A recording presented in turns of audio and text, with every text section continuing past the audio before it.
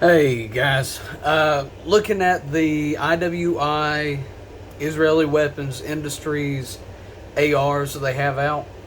Um, they have been on the market now since 2019. The Israeli weapons, they've been around, I believe, since 1930, 1940s. Their productions that they have out are, from off the top of my head, are the Tavor, the X95 Bullpup, the Uzi line, and Galil. The Zion line, which are these two right here, you have the full size, they're 16 inch, and the 12.5 inch pistol style. These are the first ARs that I believe IWI has put rifle-wise in production inside of the U.S. Currently, I'm not 100% sure due to the import-export regulations if that is the case now. But other than that, you know, that's going off of what I know in terms of at least their AR production. They are produced in Middletown, Pennsylvania. As I said here, the 16 inch full size, I haven't really done anything to this. Both the full size and the pistol, they both come with the B5 Systems grip. It's a really, really good textured system. The texture reminds me of those drop ceilings. The drop ceilings that have those white tiles and it looks like someone took a pencil and poked holes all in them. It looks like they took that texture and then shrunk it down and then turned it into, you know, these grip panels. Very, very nice. I have not felt any need to replace them whatsoever. But other than that, that's about the same normal thing between the two. Both the lowers or both receivers are going to be the 70-75 T6 aluminum. Both will come with a PMAG. And triggers on them, they are basically, think of it as mil spec, but with a 25-cent trigger job. Let's see. So it has a little bit of movement and then a very crisp finish at the end. And between the others that I've shot, stock-wise from factory, these are definitely nice for, you know, sub $1,000 rifles. Maybe even that of $1,200 rifles. The one thing before, or IWI mentioned, was that before they released their ARs, they did a 10,000 round torture test. And they did not mention if it was 10,000 rounds constant or, you know, 10,000, you know, throughout a few days, taking, you know, cool down sessions. But they said they put 10,000 rounds through, and at the 10,000th round, they had it in their setup and, you know, did that final shot. And from what they announced, there was very little change in the overall function and accuracy of their rifle. And going off that, like I said, from the different areas that I've seen, it did not specify if they were using the full size or the shorter barrel. And I mean, overall, both of these systems are excellent. Working at the sheriff's department, I shot this one or two times and ultimately ended up going with the shorter. And a lot of times people say, oh, why didn't you go shorter on the barrel? You know, other people say, oh, you should have stuck with a longer barrel. And 12.5, when it comes to pistol rifles, for me, is the that perfect spot. And I'll probably do a video, which it, you know, probably won't reach as many people as some of these other big YouTubers out, but it at least defends my point of view on if you're going to go pistol, I believe it should be a 12.5 inch barrel.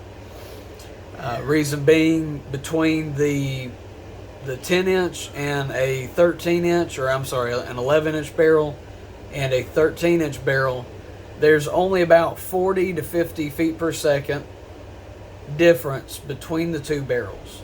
If you go lower than that, then the difference starts getting very dramatic in terms of higher pressures and lower feet per second. And I guess a little sub-session, the shorter you go, the less time the powder has to burn. And so if your barrel stops here and half your powder is burnt in this time frame, then the other half comes exploding out of your barrel, creating those fireballs that everyone sees. And so 12.5 for me is that perfect central point. There's very little flare. I shot it, low light. I've shot it full day, and I have no complaints. And so getting back to the rifles, your full size is going to come with the B5 stock. And honestly, if I had to say anything about the stock, like show me you like the stock without actually telling me you like the stock, I'd probably buy another full size just for the stock. Like it's extremely comfortable, especially when trying to shoot at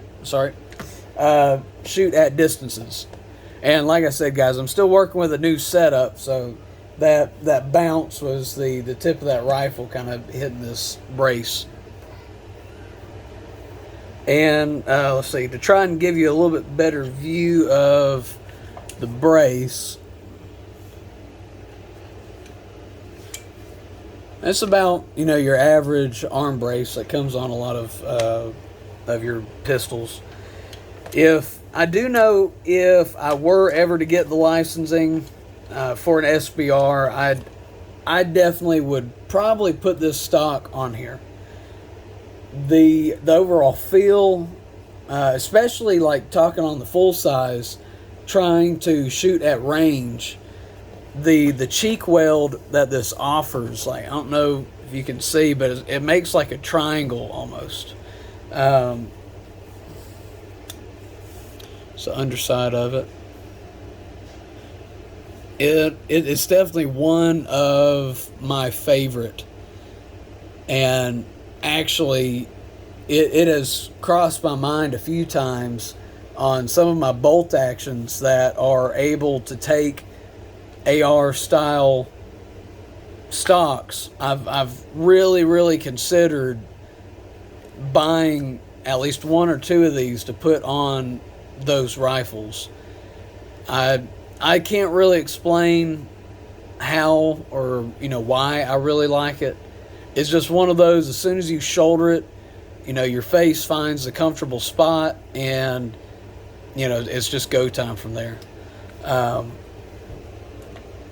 But other than that, I can get into more detail on the pistol. And like what I was saying, this ended up being the one that I took to the range the most whenever I was working at the Sheriff's Department. The few changes or additions I did, as you can see, the EOTech, and I believe this is the times the 3 power, I believe, Vortex.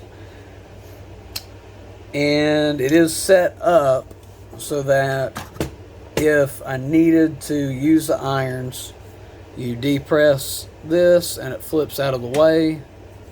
And these are diamond head iron sights. I really like them, and I have not been able to find any more for some reason. It could just be my luck, but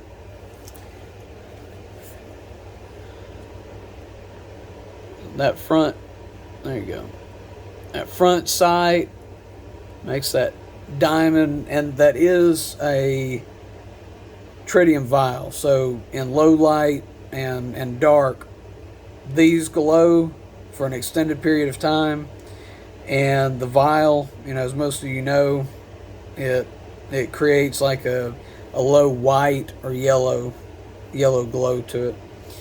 And then that's essentially how I have the co-witness set up. So you have the EOTech, both irons. The only downside to this was, in the event I did need the magnification, you press this button here and it falls back, and then you can I was able to make a routine of you just go here to straight push and turn. So it wasn't that hard to transition for me. And you can actually co-witness with the magnification. It creates like a small kind of a blur glow. It doesn't get in the way, and it lines up perfectly with the red dot. And I don't know if I just got lucky, but it definitely worked for me.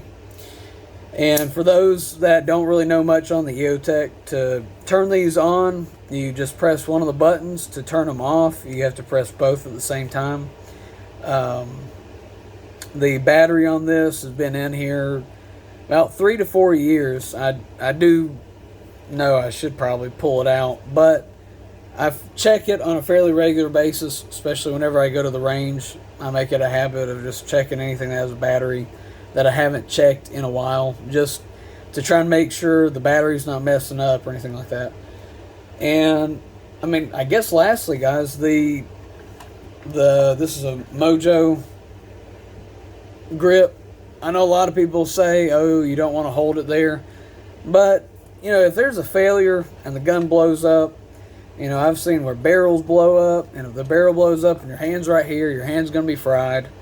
If you have a malfunction inside and it blows out your mag well, well then, I mean, I don't really know what else to say other than, you got 30 rounds of explosives going up into the gun.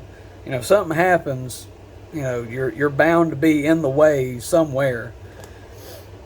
And for me, cornering, trying to make fast acquisitions from one target to another, I personally am able to do it more comfortably from using the magwell as the forward grip. And for me, it just works. The Mojo grip, I believe, was like $30 something like that. And then a mount for a light, and also both of the stocks, the B5s, they have the quick detach, or I say quick detach. There it goes. So it just works like so. Push it in, and it swivels, locked in. Only thing I had to buy was the M-LOK forward piece, and it's quick disconnect as well. So other than that, guys, total pricing, you're looking sub 900, sub 700 to 800 for the money. For a first time AR, I would have no doubt that I would tell anyone and everyone that one of these would be a great first gun. If you're wanting to get one for hunting, I'd probably say 16-inch. If you're wanting to do hunting, home defense, a little bit of everything, the 12.5, I've hit about the same distances, as a 16, and no complaints whatsoever. The inside on both of them,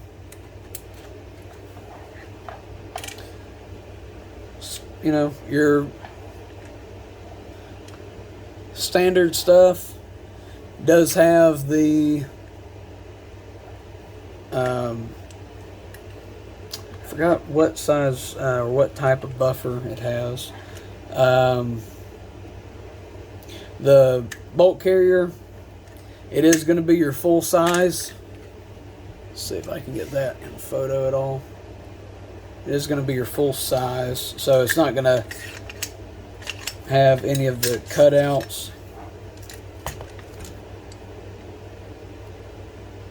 So both of them are going to come with that. So, you know, if you wanted to do any of the modifications for, you know, in terms of the different triggers that are out there that kind of help you shoot a little bit faster, these will work on those triggers for those that are interested. But as for me, you know, semi-auto, it works, so I have no complaints. And I believe the newer ones, from my understanding, they have a lot of the IWI. A lot of them have stopped.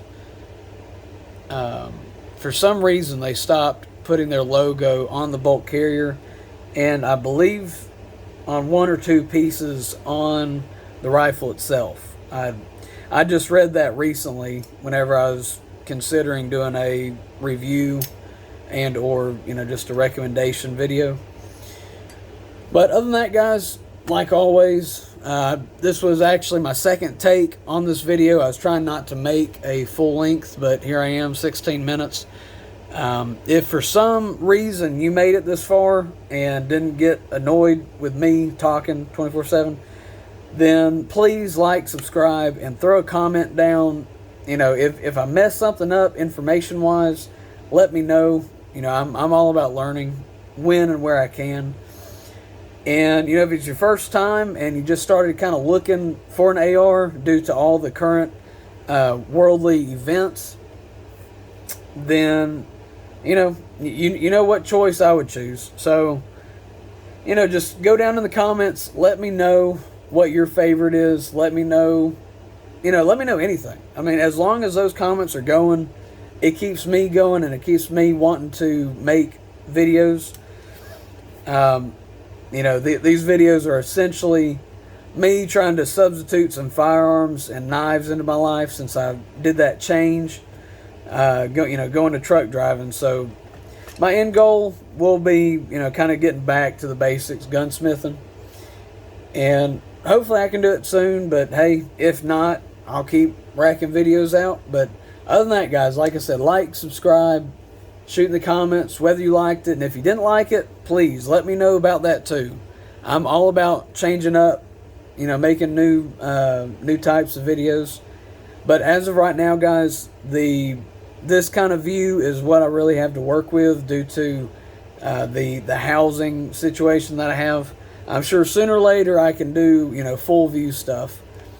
But other than that, hopefully this overview was helpful to y'all. And other than that, y'all have a good one.